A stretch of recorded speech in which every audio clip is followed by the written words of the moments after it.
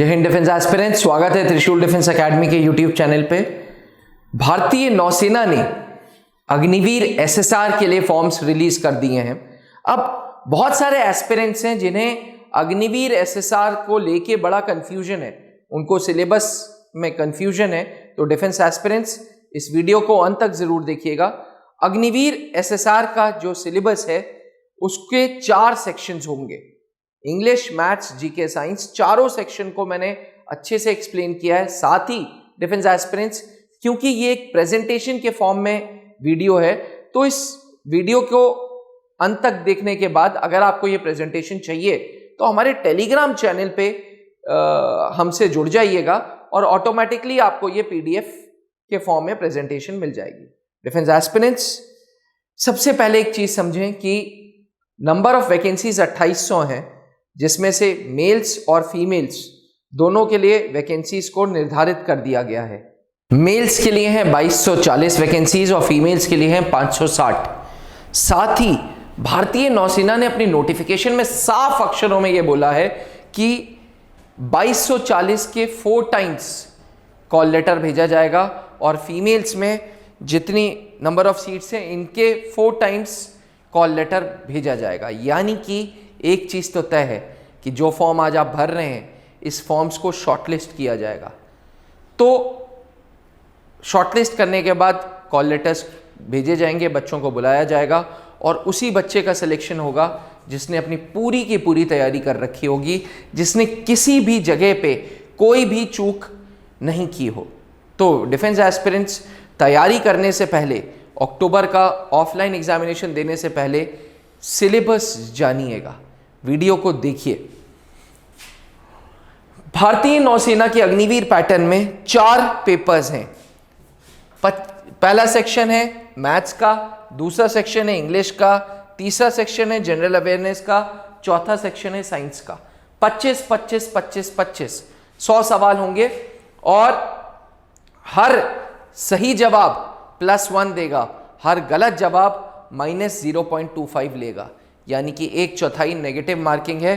तुक्के से बचना है, किसी प्रकार का कोई तुक्का, कोई फ्लूक नहीं लगाना है।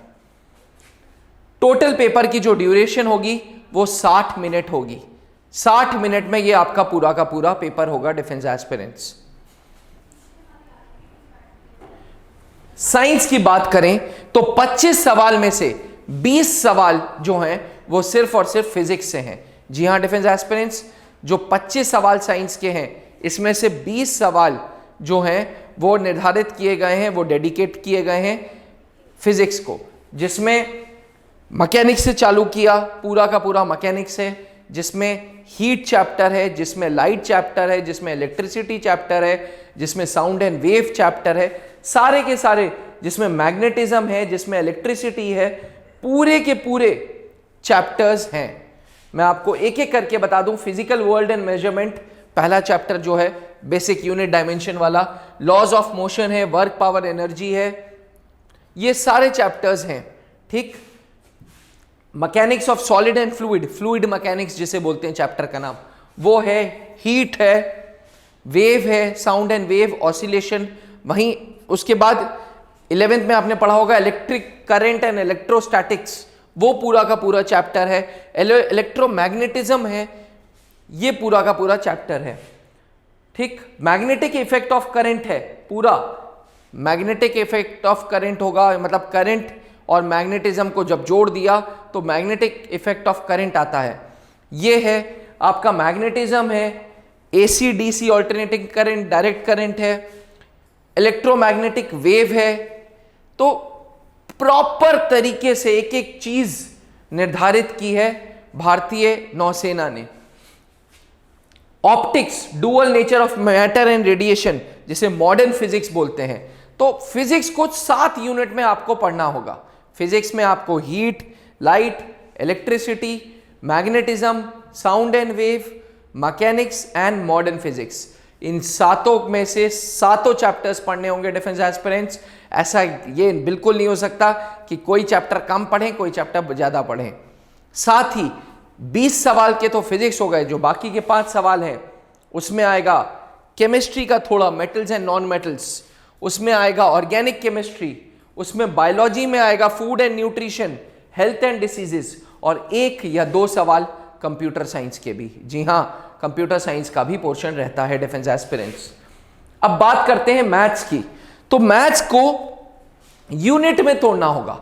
सबसे पहले आएगा अलजेब्रा का चैप्टर, जिसमें सेट्स, रिलेशंस हैं, जिसमें कॉम्प्लेक्स नंबर हैं, जिसमें क्वाड्रेटिक इक्वेशन है, जिसमें सीक्वेंस एंड सीरीज है।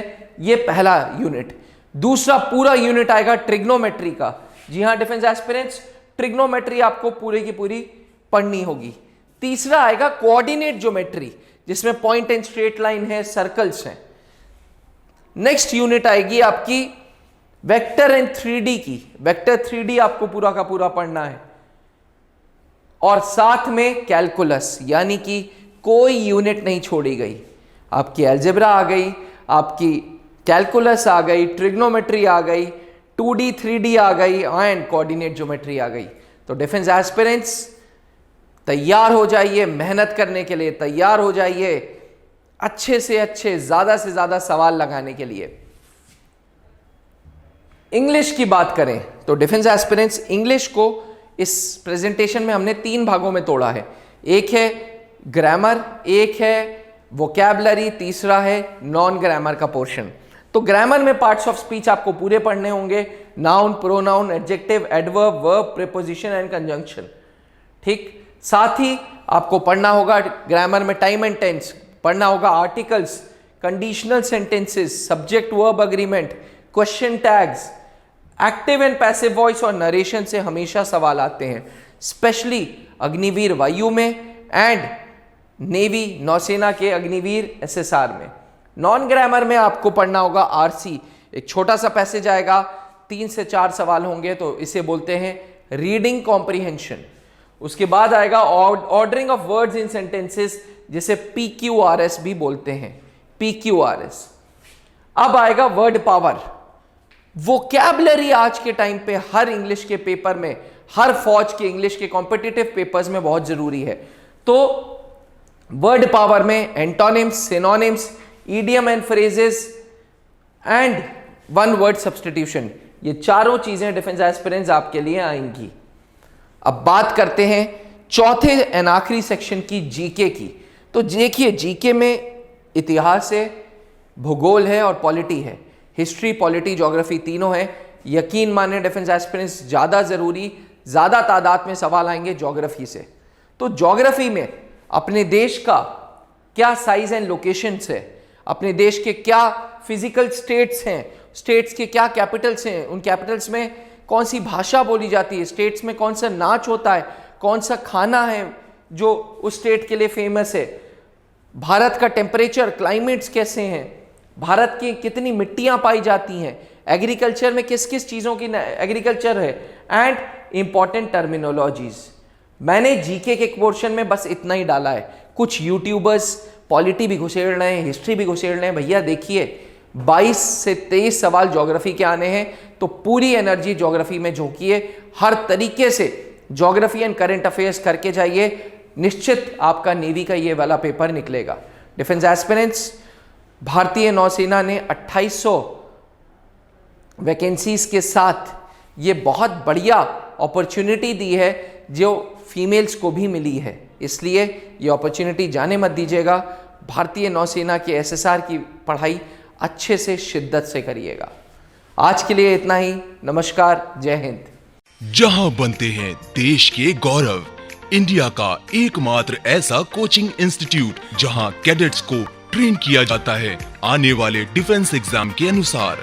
अगर आपका भी सपना है भारतीय सेना में शामिल होकर देश की सेवा करने का, तो आज ही ज्वाइन करें त्रिशूल डिफेंस एकेडमी।